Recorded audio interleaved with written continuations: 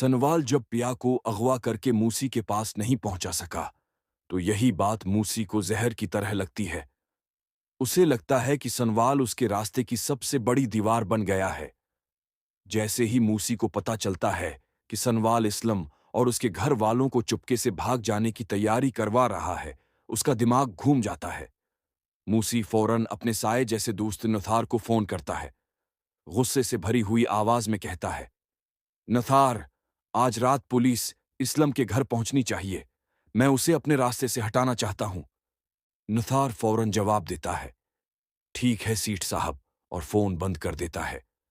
रात के वक्त पुलिस इस्लम के घर पहुंचती है, मगर उन्हें बिल्कुल भी उम्मीद नहीं होती कि वहां पहले से अली यार मौजूद होगा। अली यार पिया से मिलने आया होता है।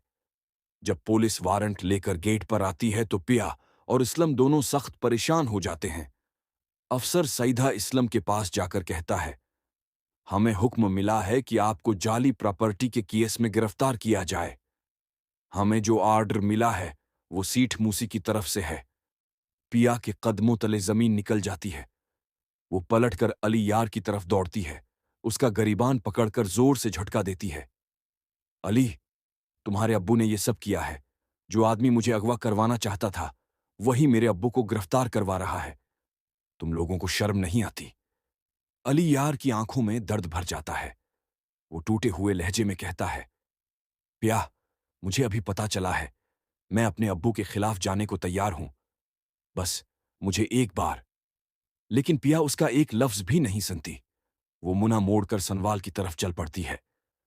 सनवाल भी वहां पहुंच चुका होता है और इस्लम को पुलिस की गाड़ी में ले जाते देखकर गुस्से से कांप रहा होता है। पिया रोती हुई उसके पास जाती है। सनवाल फौरन अपने वकील दोस्त को कॉल करता है।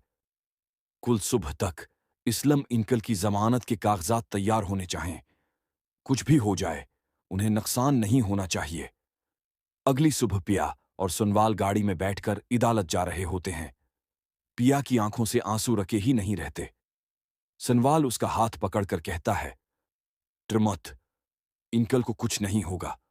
मगर उनकी गाड़ी के पीछे एक मोटरसाइकिल चल रही होती है। मौके मिलते ही दो आदमी सनवाल पर फायर कर देते हैं। गोली उसके बाजू को चीरकर निकल जाती है। पिया चीख पड़ती है। वो फौरन एम्बुलेंस बुलाती है और सनवाल को अस्पताल ले जाती है। अस्पताल के बाहर पिया फुटपाथ पर बैठकर दुआएं कर रही होती है। डॉक्टर आकर कहता है, गोली हाथ पर लगी है, जिंदगी खतरे से बाहर है। पिया की सांसें बेहाल हो जाती हैं। इधर अली यार अपने घर में तूफान मचा देता है। वो सीधा मूसी के सामने आकर चिल्लाता है, अब्बो, आपने सनवाल को मारने की कोशिश की। आपने असलम इनकल को फंसाया। आप ये सब क्यों कर रहे हैं? मूसी बेशर्मी से कहता है, पिया मेरी इमानत है।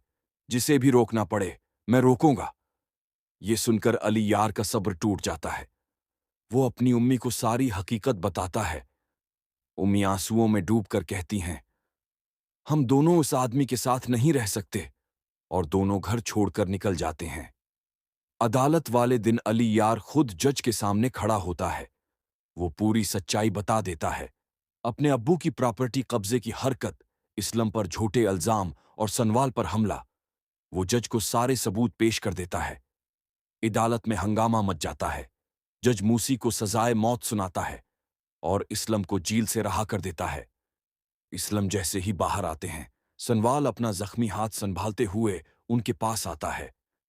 इस्लम उसे गले लगाकर कहते हैं, अगर आज तुम न होते तो मैं कभी घर वापस न जा पाता।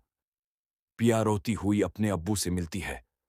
इस्लम उसका हाथ पकड़कर सनवाल के हाथ में रख देते हैं और नर्म लहजे में कहते हैं, मेरी बेटी तुम्हारी जिम्मेदारी है। मैं तुम दोनों की शादी चाहता हूं।